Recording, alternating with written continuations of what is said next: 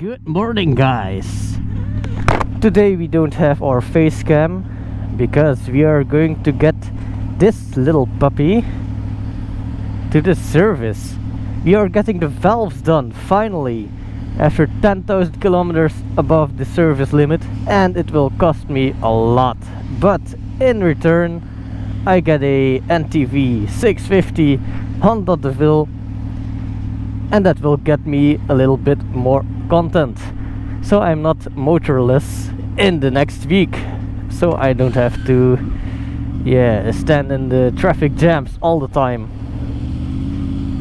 Plus I can make a little review about the Honda DeVille, so yeah, that is kind of cool.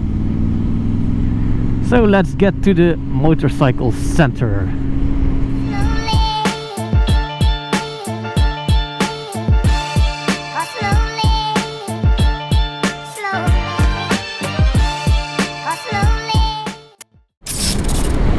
So a little bit of a backstory on why I am going to do the valves is because I feel like there is some performance missing with this bike, and also I have put off this expensive cost a lot of months, which in turn, yeah, man. So a little bit of a backstory again. I have put off this service because I hadn't have a job, and it costed 600 euros or even more for the valve adjustment or valve check. So I have to I know I have work, and I will happily pay 600 euros for my little bike, my little red bike. So why do we need this valve adjustment? Well, with 40,000 kilometers on the clock and the interval being at 24,000 kilometers on the clock, you can have the valves will be different. They will get tighter or they will get loose. I don't think these will get tighter, but they will get looser, I think. I'm not really sure. But yeah, this one has shims, and the shim kits also cost around 24 euros or something. And yeah, I don't have the ability to even open the engine to check these things myself. So I have to outsource this on the garage. Whoop.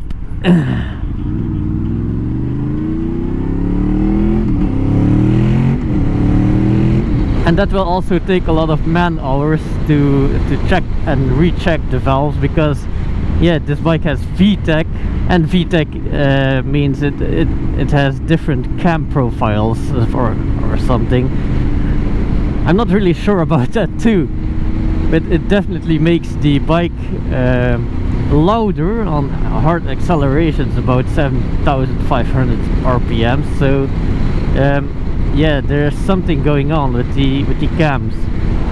And the problem with this bike in particular is that when I go on the throttle, it wants to climb, but it doesn't really want to climb, if you know what I mean. The bike wants to go above 9,000 RPM, but it feels like it's missing something. It feels like it says, stop, something is wrong. And yeah, that's why I'm going to let the bike get checked, because I want to ride 200 kilometers an hour with no problem, without risking the engine to blow up, or risking the engine to say let's eat a valve today. So I'm going to let getting checked. Also, a little backstory on the motorcycle shop. The bike shop is a Motor Center Cassette, and I bought my NC700 there. Really nice place, but you cannot get anything of the price. They say they are the best price, but I think they have the best service. So we will get there in no time. I will see you there. Welcome back. So, and when we are over this bridge, we see on the right side there is auto store something, and then you have the motor center cassette that you can see there in the distance. So this is the biggest Honda motor center, and he will also sell Kawasaki, Suzuki, second-hand, nearly new bikes. Well, yeah, practically every bike, every Japanese bike you need. So Suzuki, Honda, Yamaha. And today we are going to get our bike serviced. So I see you in a bit.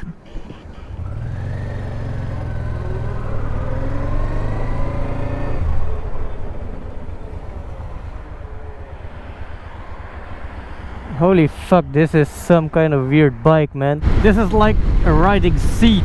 How much gas is in this thing? I don't even know. This is so weird, man. I don't even know how to describe this. This is like a riding seat. My ass is very good. But I don't know the speed limit here. What is the speed limit? Is it 70? These analog gauges are so bad. I also don't even know how much gas is there left in the tank.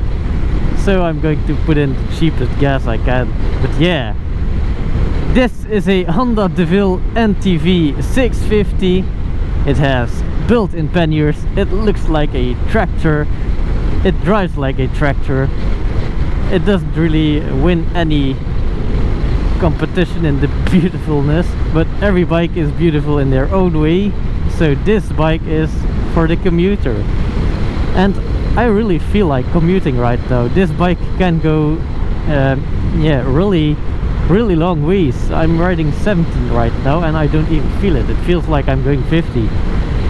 On the VFR you're more like this, but this bike is so neutral. It has such a neutral position, and you can't feel the what to call it. It looks like a heavy bike, but in fact it's nimbler than you think. So this bike is a V-twin 650cc. Never ridden one of these before, and it doesn't even vibrate. I thought the bike was off, and it is so silent.